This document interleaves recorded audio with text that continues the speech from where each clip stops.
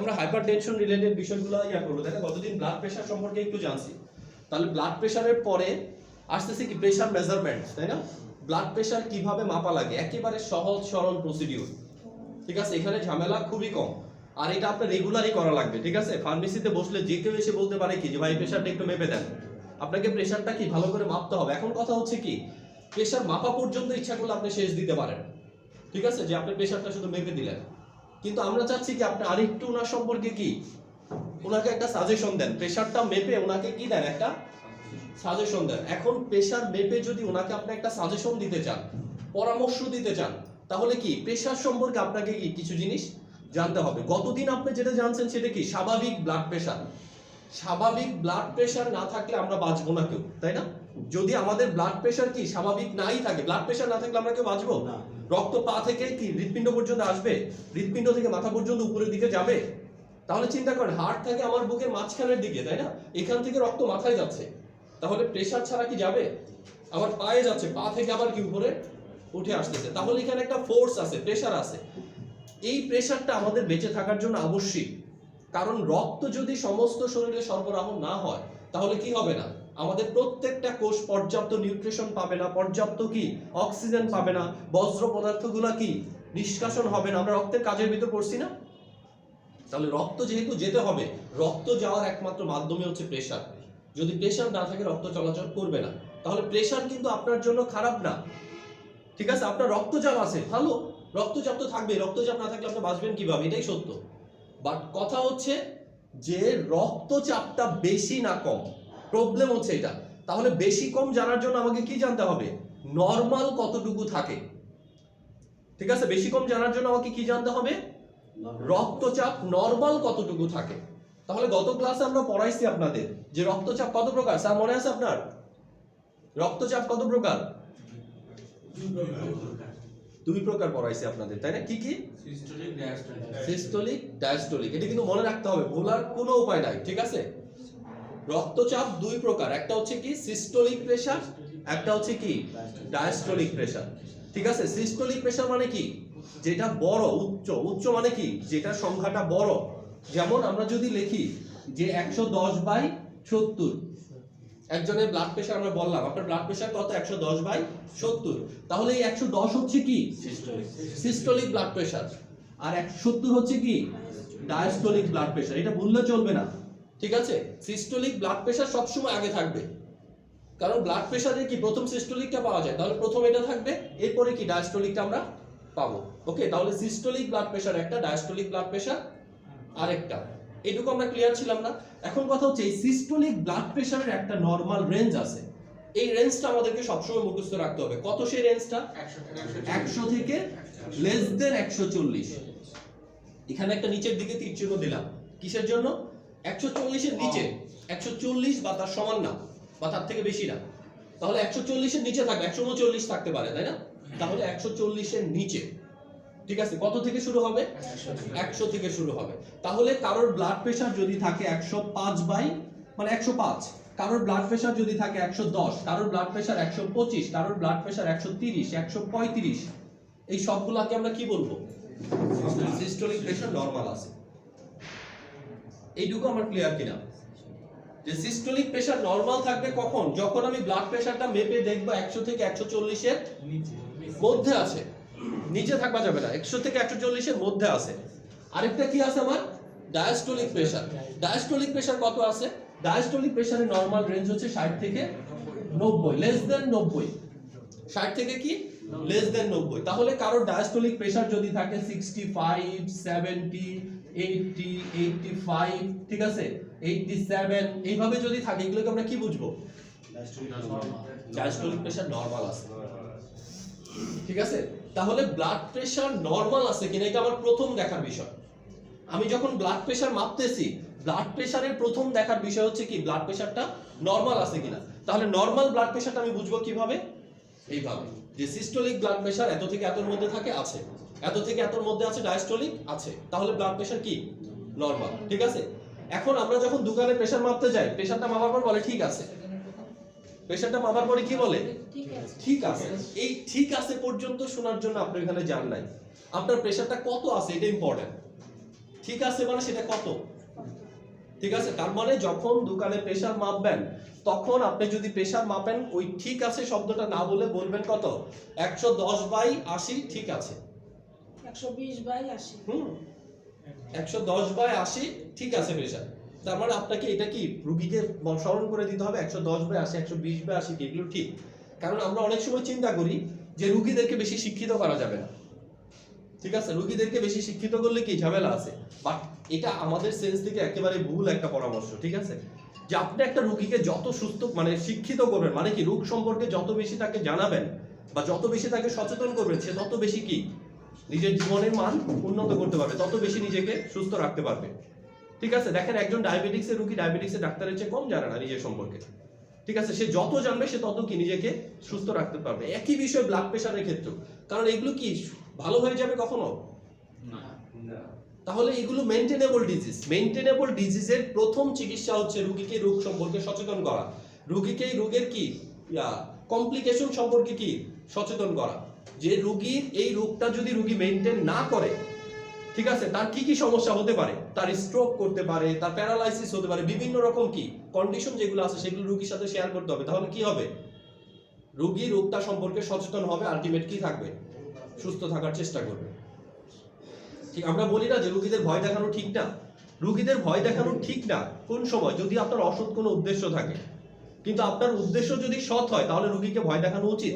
কারণ আপনি যদি একটা ডায়াবেটিক্স রোগীকে ভয় না দেখান, সে কি নিয়ম মতো চলবে না, আর যদি না চলে তার কি, সে পরিবারে বোঝা হয়ে যাবে।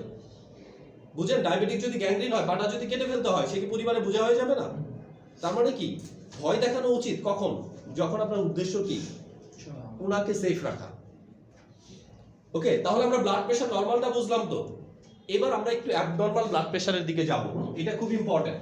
অ্যাবনরমাল ব্লাড প্রেশার দুইটা, ঠিক আছে? কারোর ব্লাড প্রেশার কি হতে পারে, হাইপোটেনশন, মানে কি নিম্ন রক্তচাপ। ব্লাড প্রেশার কি হতে পারে, ফল ডাউন করতে পারে, তাই না? ব্লাড প্রেশার কমে যেতে পারে। একজনের ব্লাড প্রেশার দেখলেন কত, 90/50, এটা কি বুঝলেন, এটা তো কমে গেছে ব্লাড প্রেশার। কারণ কি নরমাল রেঞ্জের নিচে সিস্টোলিক, নরমাল রেঞ্জের নিচে কি ডায়াস্টোলিক। যদি দেখেন ব্লাড প্রেশার আছে 110/50, যদি দেখেন ব্লাড প্রেশার আছে 90/60, দেখেন যে কোনো একটা ব্লাড প্রেশার যদি চেঞ্জ হয়, যে কোনো একটা, ঠিক আছে, আরেকটা যদি নরমাল থাকে, তাহলে যেটা চেঞ্জ হবে ওইদিকে ব্লাড প্রেশার আমরা দিব। যেমন এরকমও থাকতে পারে, ওটা আমরা ওই পাশে দেখাচ্ছি, যে একটা বেড়ে গেছে, যেমন ধরেন 160/80, তাহলে একটা ঠিক আছে, একটা তো বেড়ে গেছে। তাহলে দুইটার ক্ষেত্রে একটা যদি নরমাল থাকে আরেকটা যদি কি বেড়ে যায়, ঠিক আছে, তাহলে আমরা কি করব, যেটা বেড়ে গেছে ওইদিকেই ধরবো, ঠিক আছে? আবার এরকম যদি হয় ক্রিটিক্যাল কন্ডিশন, এরকম সাধারণত কখনোই হবে না, তারপরেও বলে দিচ্ছি, লেখা 160/50 এরকম আছে, তাহলে কি একটা বেড়ে গেছে একটা কমে গেছে, আপনি কোন দিকে ধরবেন? দেখেন একটা বেড়ে গেছে একটা কমে গেছে, ঠিক আছে? যদি এটা হয় তাহলে আমরা সবসময় বেড়ে থাকা জিনিসটাকে ধরবো, কমে যাওয়া জিনিসটাকে ধরবো না। কারণ কি কমে যাওয়াটা নরমালি কোনো ডিজিজের মধ্যে পড়ছে না। কারণ কি এটা কি নিউট্রিশনাল ডিসঅর্ডারের কারণে, ডিহাইড্রেশনের কারণে, ফ্লুইড রিটেনশনের কারণে, ইলেকট্রোলাইট ব্যালেন্স নষ্ট হয়ে যাওয়ার কারণে বিভিন্ন সময় কি হতে পারে, ব্লাড প্রেশার ফল ডাউন করতে পারে, তাই না? আপনি অনেক বেশি পরিশ্রম করছেন, প্রচুর ঘাম শরীর থেকে বের হয়ে গেছে, লবণ পানি বের হয়ে গেছে, ব্লাড প্রেশার ফল ডাউন করতে পারে না? আপনি যদি একটু খান তাহলে কি হয়ে যাবে, ঠিক হয়ে যাবে। তাহলে ওইটাকে নিয়ে আমরা কিন্তু চিন্তা করতেছি না। বাট ব্লাড প্রেশার যদি বেড়ে যায়, এটা অনেক বেশি বেড়ে গেছে, এটা নিয়ে কিন্তু কি চিন্তার কারণ আছে। হ্যাঁ আপনি বলতে পারেন স্যার লেবু পানি খেলে তো কমে যায়, সরি তেঁতুল পানি খেলে তো কমে যায়, ঠিক আছে? তেঁতুল পানি খেলে সেটা কমবে, তেঁতুল পানি খেলে সেটা কমবে, যেটা কি এই লেভেল পর্যন্ত এখনো যায় না। আমরা সেটাও দেখাবো তেঁতুল পানি খেলে কোনটা কমবে, কোন জায়গা থেকে আপনার ওষুধ গ্রহণ করার পরামর্শ দিতে হবে, ঠিক আছে? একটু জাস্ট খেয়াল করেন, হাইপোটেনশন, হাইপোটেনশনের ক্ষেত্রে আমরা কি করতেছি, জাস্ট রোগীর ফুড হ্যাবিট, নিউট্রিশনাল অভাবটা ফিল আপ করে দিলে কি একটা স্যালাইনের পানি খাওয়াই দিলে কি হয়ে যাবে, ঠিক হয়ে যাবে, ঠিক আছে? তাহলে এটা নিয়ে আমরা চিন্তায় যাচ্ছি না, আমাদের চিন্তা হচ্ছে কোনটা, উল্টাটা, এটা হাইপার টেনশন। আপনাদের বইটা দেওয়া আছে, বের করেন, সেকেন্ড সেমিস্টারে যে বইটা আছে ওইখানে হাইপার টেনশনের কিছু রেঞ্জ দেওয়া আছে। আমরা হাইপার টেনশনটা মূলত কি ফোকাস দিব,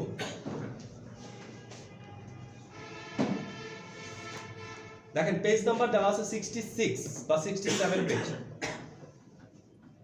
66 বা 67 পেজে সেকেন্ড সেমিস্টারে 66 67 পেজে দেখেন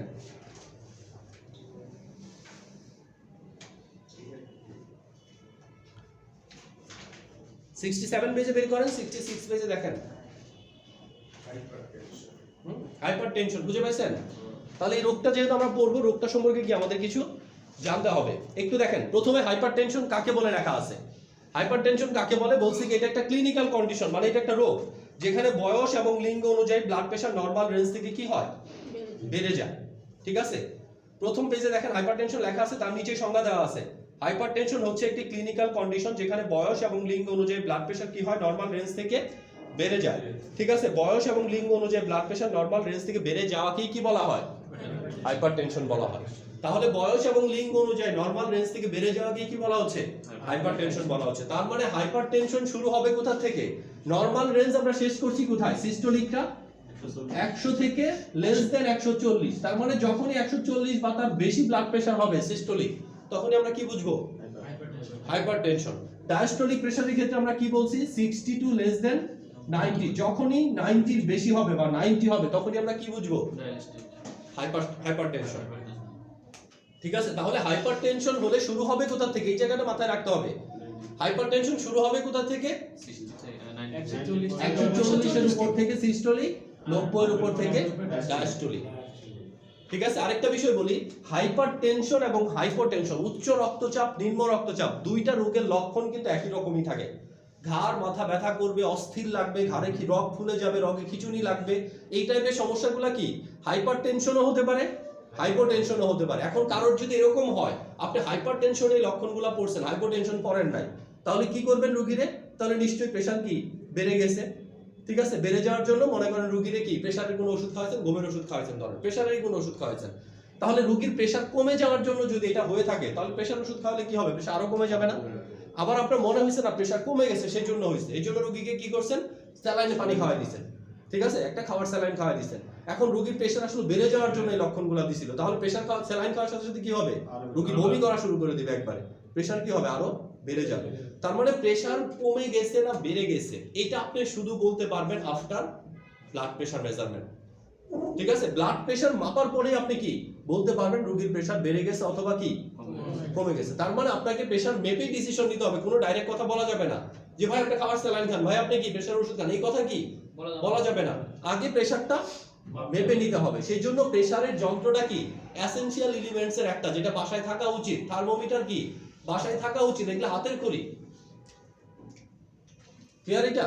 তাহলে আমরা দেখতেছি প্রেশার শুরু হচ্ছে কোথা থেকে, 140 থেকে। তাহলে 140 থেকে কতটুকু পর্যন্ত যেতে পারে এবং কোন কন্ডিশনটাকে আমরা কি বলবো, এটা আমাদের একটু মাথায় রাখতে হবে। দেখেন নিচের দিকে দেওয়া আছে টাইপ অফ ব্লাড প্রেশার, লেখা আছে না, টাইপ অফ ব্লাড প্রেশারে বলা হয়েছে সিভিয়ারিটির উপর ভিত্তি করে হাইপারটেনশনকে নিচের ভাগগুলোতে ভাগ করা হয়। কি কি, নাম্বার 1 মাইল্ড, মডারেট আর কি সিভিয়ার। দেখেন টাইপ যদি আমরা চিন্তা করি তাহলে হাইপারটেনশন, এটা কিন্তু মাথায় রাখতে হবে, মুখস্থ করতে হবে, বারবারই বলতেছি, কারণ প্রেশার মেপে ছেড়ে দেওয়া আপনার কাজ না। ঠিক আছে, প্রেশার হলে রোগীর অবস্থাটা কি আছে, রোগীকে কি করতে হবে, এটা একটা ওষুধ দেন আর না দেন, চিকিৎসা করেন না না করেন, কিন্তু রোগীকে একটা পরামর্শ দিতে হবে যে ভাই আপনার কিন্তু এই অবস্থা। ওকে, তাহলে কি একটা হচ্ছে মাইল্ড, কি নাম লেখা, মাইল্ড। কখন আমরা বুঝবো মাইল্ড হাইপারটেনশন, যে প্রেশার কি যখন 100 হাইপারটেনশন হয়ে গেছে বাড়তে, অত মারাত্মক কিছু না। মাইল্ড মানে কি সহনীয় মাত্রার হাইপারটেনশন। তখন কখন বলবো, যখন সিস্টোলিক প্রেশারটা 140 থেকে 159 এর মধ্যে হবে, ডায়াস্টোলিক প্রেশারটা 90 থেকে 99 এর মধ্যে হবে। এটা সহজ একটা সূত্র, ঠিক আছে। তাহলে সিস্টোলিক প্রেশার কত হবে, 140 থেকে 100। তার মানে কি, কারণ সিস্টোলিক প্রেশার 155 আছে, ডায়াস্টোলিক প্রেশার 95 আছে।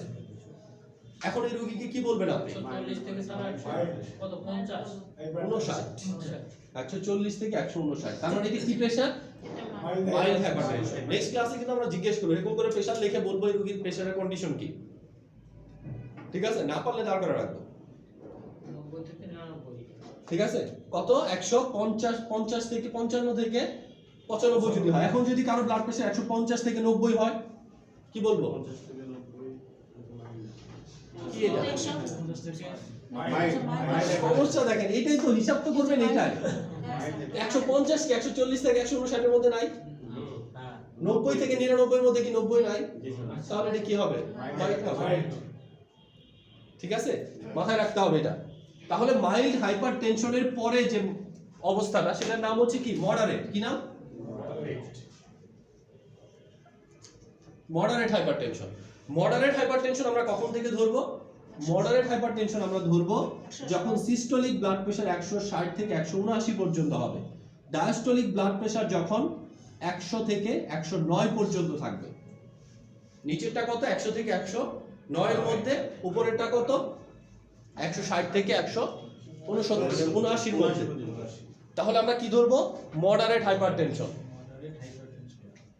ঠিক আছে, তাহলে ব্লাড প্রেশার যদি কি হয় 160/100, এটা কি ধরবেন?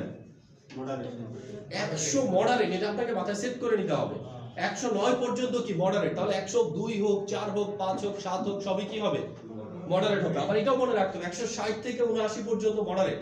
তাহলে 179 যাই, 79 নিচে যাই হোক, 175, 170, 160, 165 যাই হোক, সেটা কি হবে? Moderate hypertension. মধ্যম মধ্য নাকি? মারাত্মকের পর্যায়টা কি? কম, একটু বেশি, আরো বেশি। লাস্টেরটা কি? সিভিয়ার। কি নাম? সিভিয়ার মানে কি? মারাত্মক হাইপারটেনশন। মারাত্মক হাইপারটেনশন কত হবে? যখন আমরা ব্লাড প্রেশার 180 প্লাস পাবো, 110 প্লাস পাবো। যদি কারোর ব্লাড প্রেশার 180 প্লাস পাবেন এরকম, এরকমও পাবেন। এটা ব্লাড প্রেশার, তারপর রোগী স্বাভাবিক আছে। ঠিক আছে, আপনি যখন ফার্মেসিতে বসবেন কত মানুষের সাথে পরিচয় হবেন, কত নতুন নতুন জিনিস দেখবেন, তবে সবগুলোরই সায়েন্টিফিক ব্যাখ্যা জানতে হবে। একজন লোক স্যার এই 10 মিনিট না 7-8 মিনিটে মারা গেল গা। সুস্থ মানুষ বাসায় উঠলো আর শুনলাম যে মারা গেছে গা। তো এটা কি সাইডে সিস্টোলিক না, ডায়াস্টোলিক নাই স্যার? সিভিয়ারে 10-15 মিনিট, 1 সেকেন্ডের নাই ভরসা বলে 10-15 মিনিট তো অনেক বড় বিষয়। স্যার 180টা তো সিস্টোলিক আর এটা হচ্ছে ডায়াস্টোলিক। গেলে আইলে বললো। ঠিক আছে, আপনি যে এই যে তাকাইছেন, দেখেন স্যার, আপনি যে ওনার দিকে তাকাইছেন, আমার দিকে আরেকবার তাকাইতে পারবেন কিনা এইটুকু ভরসা আপনি দিতে পারেন? তাই না? কোনো ভরসা নাই, তাই না? আমরা এইটুকু মানে কি মরিচিকার মধ্যে দাঁড়ায় দাঁড়ায় আমরা অহংকার করতেছি, সবকিছু করতেছি, তাই না? কোনো ভরসা আছে আপনার লাইফে? কোনো ভরসা নাই। ওকে, 180 যদি আপনার লাইফে ভরসা থাকতো তাহলে যে কি করতো মানুষ সেটা খালি বোঝা যাচ্ছে। যদি মানুষকে বলে দেওয়া হতো যে 180 বছর বাঁচবেন আপনি, জন্মের সাথে সাথে বলে দিতে 180 বছর, ঠিক আছে, সিল লাগাই দিত। মনে করেন পৃথিবী থেকে আসতো মায়ের পেট থেকে, এখানে সিল দেওয়া, কত 180 বছর, 160 বছর, 170 বছর। এই 170 বছরের পৃথিবীটাকে কেমন বানাই ফেলতো যে 170 বছর পর্যন্ত আমার কিছুই হবে না।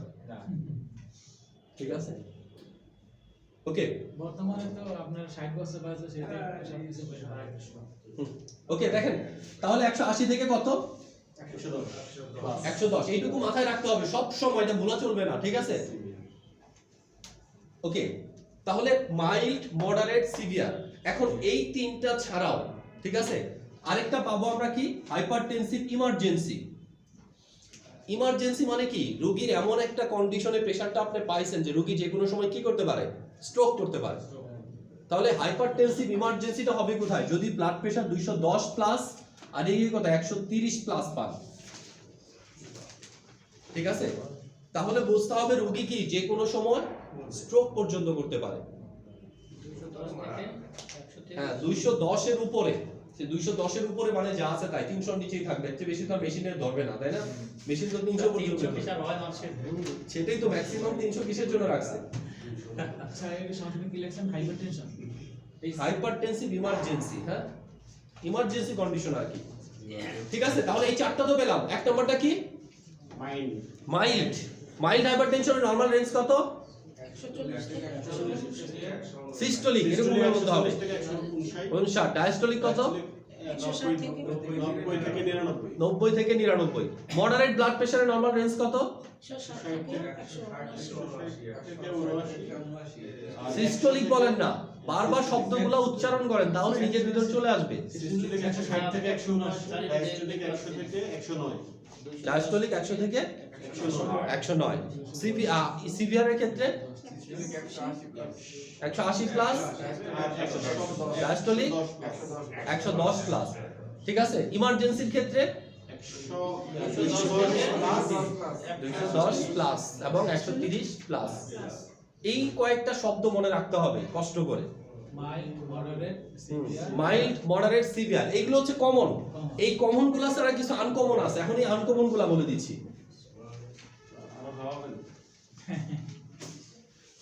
কারণ হঠাৎ করে যে এখন দোকানে প্রেসার মাপবেন এই টাইপের আনকমন জিনিস কি পাইতে পারে, পাইলে তো ভয় পেয়ে যাবেন। স্যার তো এই কয়েকটা বেশি আর কোনদিন বলেই না। ঠিক আছে, তারপর অসম্ভব জিনিস ঘটে গেছে। ঠিক আছে, এইগুলো যা পড়বে এর থেকেও আনকমন হতে পারে, কারণ এক একজনের ফিজিওলজি এক এক রকম। আপনি আমি দুইজন একই রকম দেখতে, একই রকম ওজন, তারপরেও কি আপনার আমার ভিতরের কন্ডিশন এক না। ঠিক আছে, আপনার হয়তো ডায়াবেটিস আছে, আমার হয়তো হাইপারটেনশন আছে। ঠিক আছে, আপনার হয়তো হাইপোথাইরয়েডিজম আছে, আমার কি হাইপারথাইরয়েডিজম আছে। তার মানে আপনি একটা, আমরা তো ডাক্তারদের সবসময় এটাই বলি যে একই চিকিৎসা বারবার একই রোগীদের, ওনার ডায়রিয়া হয়েছে, ওনারও ডায়রিয়া হয়েছে, দুই ডায়রিয়াতে একই চিকিৎসা দেওয়া যাবে না। কন্ডিশনটা আপনার মনে রাখতে হবে যে ওনার ডায়রিয়ার সাথে হাইপারটেনশনও ছিল, কি ডায়াবেটিসও ছিল, ওনার কোনোটাই ছিল না, তাহলে চেঞ্জ হয়ে যাবে না ট্রিটমেন্ট প্যাটার্নটা। এটা মনে রাখতে হবে। এটুকু ক্লিয়ার কিনা? ক্লিয়ার হলে দেখেন আরেক ধরনের ব্লাড প্রেশার আমরা পাই, সেটাকে বলি হায়ার নরমাল। কি হায়ার নরমাল? এই হায়ার নরমাল ব্লাড প্রেশারটা কি রকম দেখেন, এটা হাইপারটেনশন না, এটা কি হায়ার নরমাল। আমরা normal blood pressure normal range কত জানলাম? 120/80 নরমাল রেঞ্জ, ওটা তো রেঞ্জ এভারেজ হলো। 60/140 সিস্টোলিক হচ্ছে সিস্টোলিক হচ্ছে 140 ডিস্টোলিক হলো না? 140/100 থেকে 140 হ্যাঁ, 100 থেকে less than 140, less than 140 140, diastolic diastolic হচ্ছে 60 থেকে 90 লেস দেন 90। লেস দেন 90, 60 থেকে ডায়াস্টোলিক। এটা যদি নেক্সট ক্লাসে মুখস্থ না পারেন খবর আছে আপনাদের।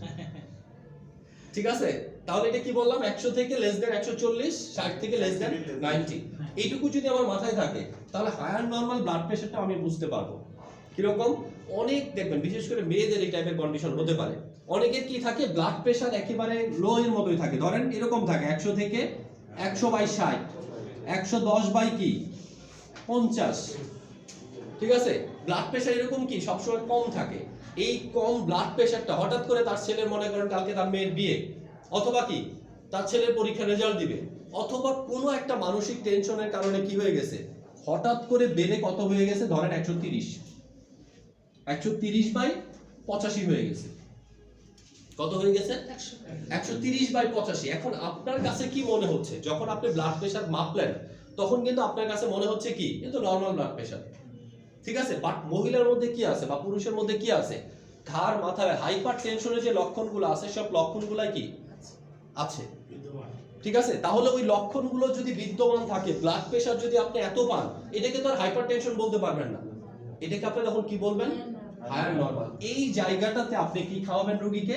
তেঁতুলের রস, ঘুমের ওষুধ এইখানে খাবে।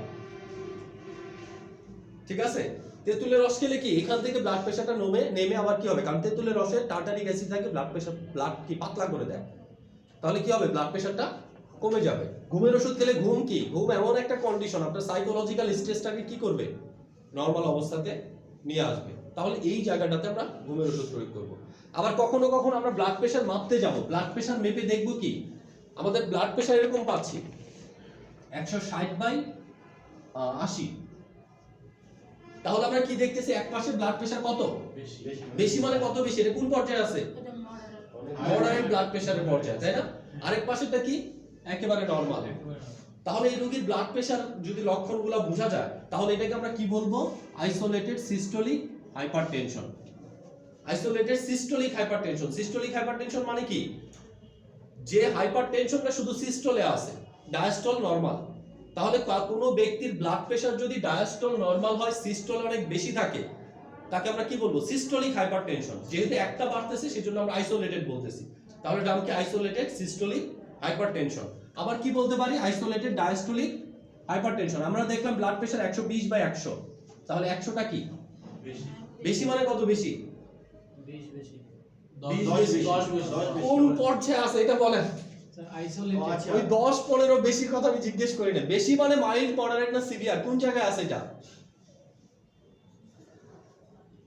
এটা মডারেট।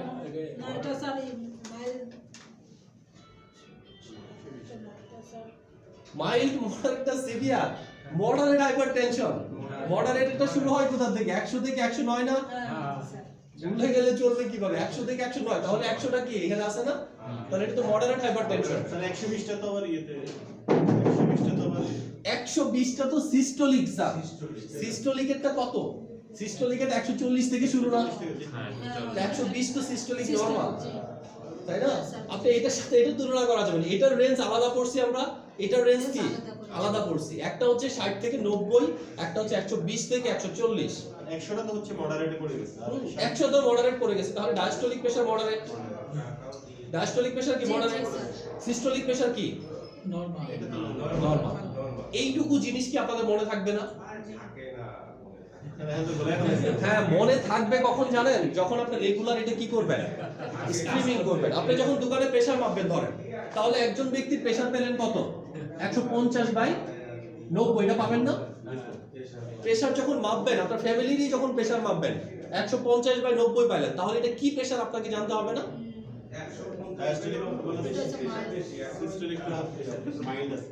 স্যার আপনি যখন দেখেন আমি আপনাকে বলি, প্রেসার বেশি এটা তো যে কেউ মেপি বলতে পারবে। তাহলে আপনারা যে কেউ এর মধ্যে পার্থক্য কি? স্যার আপনি আমার কথা বুঝেন না?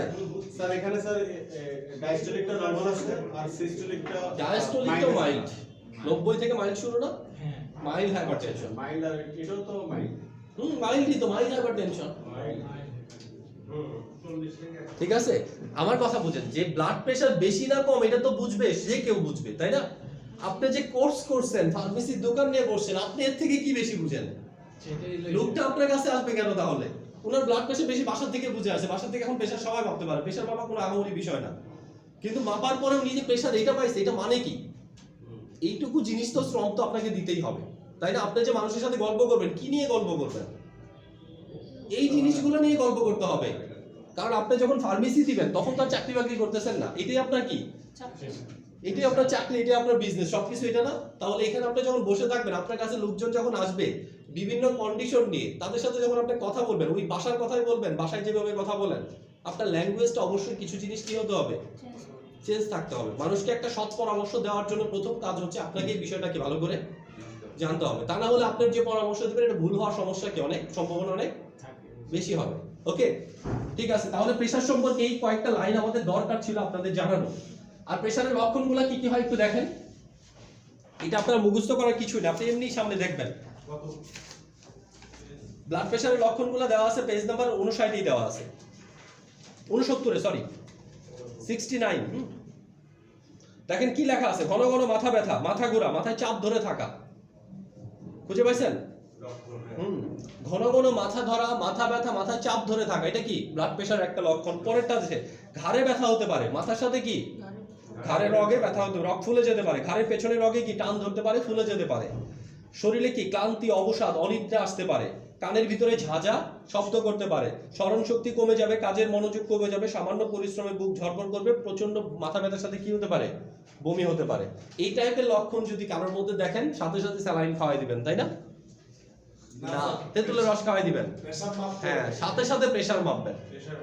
স্যার এখানে বয়সের কোনো ইয়ে আছে কিনা? বয়স এবং লিঙ্গের কথা তো আমরা বলছি, ঠিক আছে?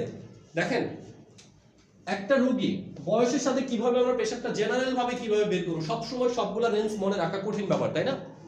তাহলে একটা মানুষের বয়স হচ্ছে কত? 80 বছর। কত বছর? 80 বছর।